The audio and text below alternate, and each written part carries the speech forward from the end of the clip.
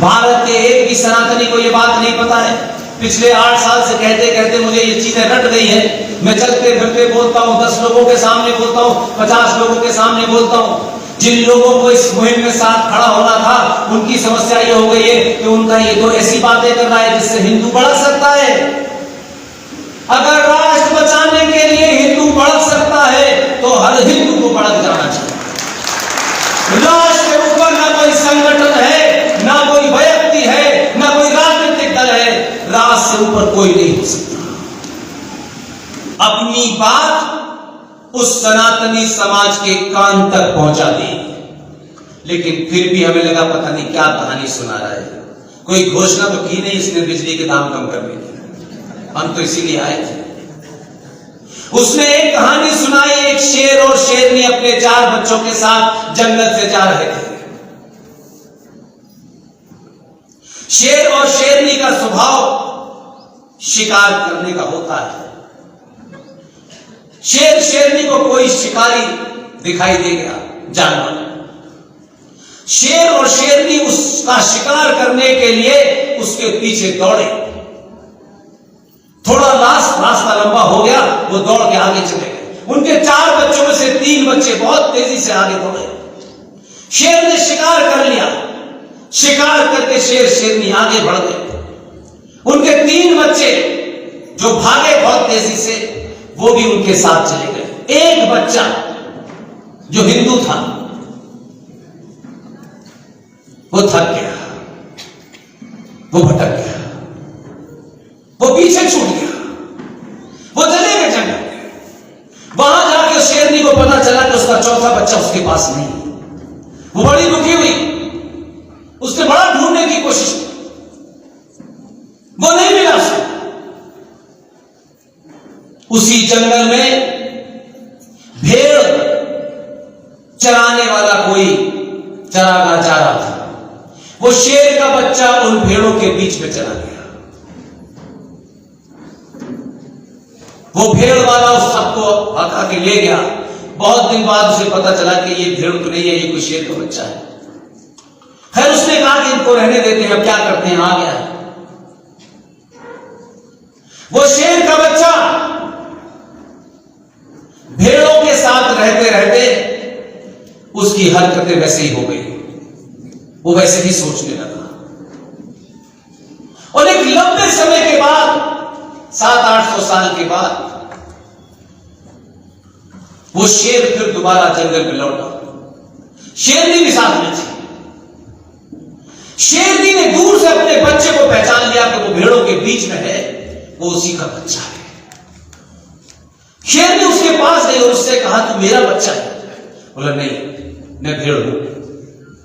वो मना करता है। शेरनी बहुत दुखी हुई कि देखो मेरा बच्चा है, लेकिन ये अपने आप को भेड़ बता रहा है। शेरनी ने यत्न किया कि कैसे मैं इसे समझाऊं। तो एक दिन शेरनी उसको लेकर के एक कुएं के पास गई और उसने कहा कि देख, तेरा चेहरा और मेरा चेहरा एक सा है। उसने नहीं माना, तो पहले उसने अपना चेहरा दिखाया। फिर जैसे ही उस बच्चे ने अपनी मां का चेहरा उस पानी में देखा, उसे अपने होने का बोध हो गया और जोर से उसने दहाड़ मारी। बोला, हाँ, मैं शेर का बच्चा हूं।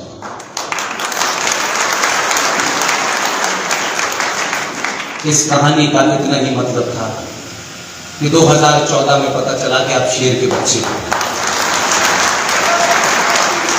नहीं तो आप सेकुलरिज्म के बच्चे थे, वामपंथ के बच्चे थे, लेकिन सेकुलर के अलावा आप कभी शेर के बच्चे नहीं हुए। और शेर के बच्चे का बोध होने के बाद आपको समझ में आ गया कि शेर कौन है और भेड़िए कौन है।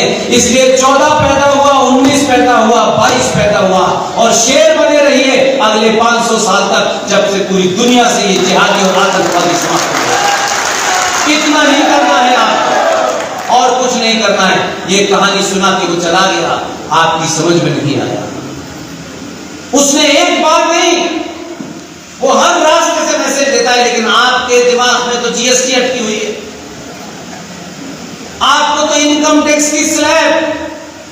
अरे 10-20 साल तक कुछ महंगाई हो जाएगी तो मर नहीं जाएंगे। महंगाई किसी को मार नहीं सकती।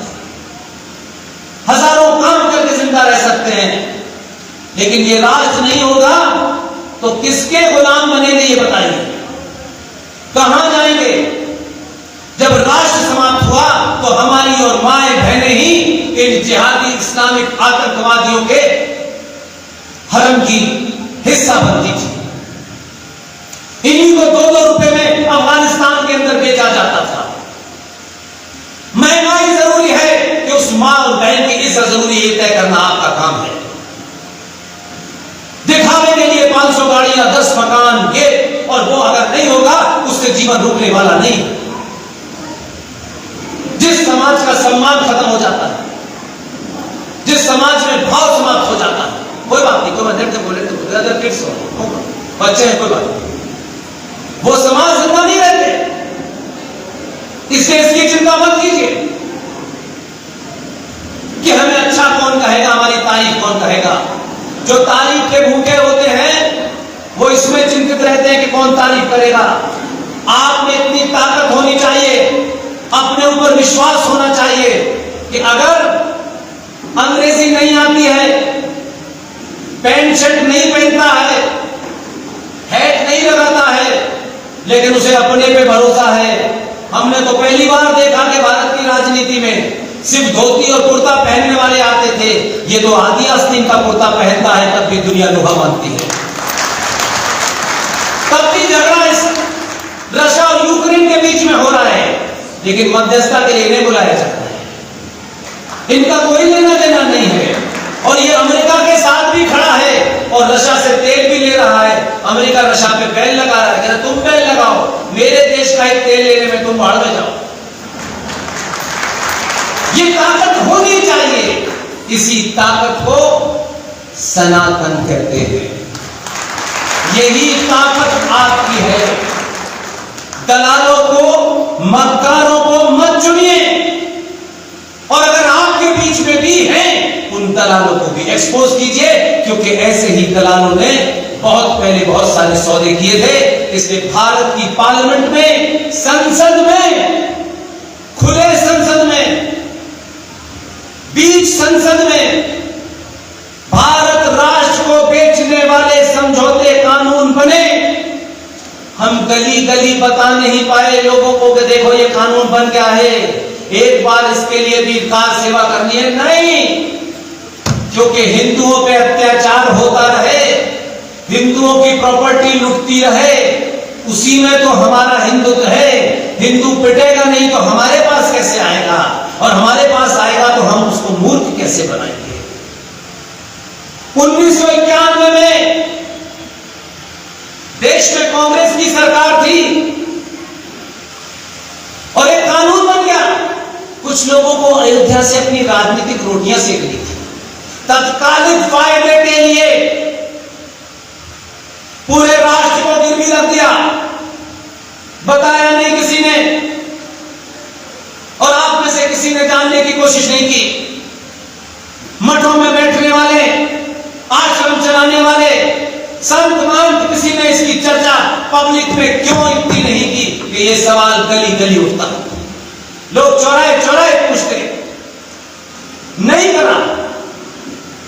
1991 में एक कानून बना और उस कानून के तहत सनातनी हिंदू समाज के 40,000 मंदिर, जो अनादिकाल से हजारों सालों पुराने हैं, जिनका आर्किटेक्चर आज भी दुनिया में कोई उसे मात नहीं दे सकता, उन 40,000 मंदिरों में आपने ये समझौता कर लिया कि 15/10/1947 को उन मंदिरों पे जिसका जैसा भी कब्जा था उसकी यथास्थिति रखी जाएगी, उसमें कोई बदलाव नहीं होगा। मंदिर हमारे थे, हमारे दादा परदादा पूर्वजों के थे, लेकिन दलालों की चुप्पी के कारण संसद में कानून बन गया। हम बोले नहीं। हम क्यों बोले? क्योंकि हम तो हिंदुओं की ठेकेदारी को चिल्लाएंगे, फिर वोट लेंगे और उसके बाद सत्ता का मजा लेंगे। मजा लो, लेकिन राष्ट्र की कीमत पे मत लो।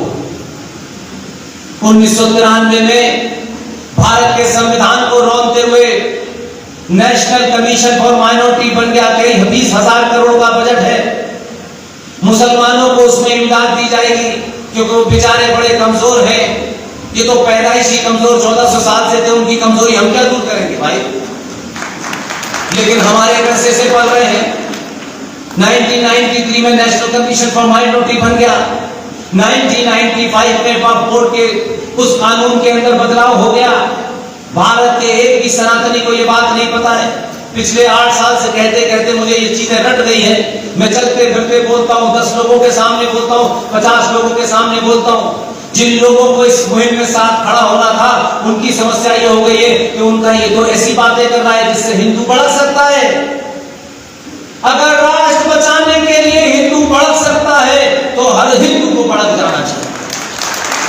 राष्ट्र के ऊपर ना कोई संगठन है, ना कोई व्यक्ति है, ना कोई राजनीतिक दल है। राष्ट्र से ऊपर कोई नहीं हो सकता।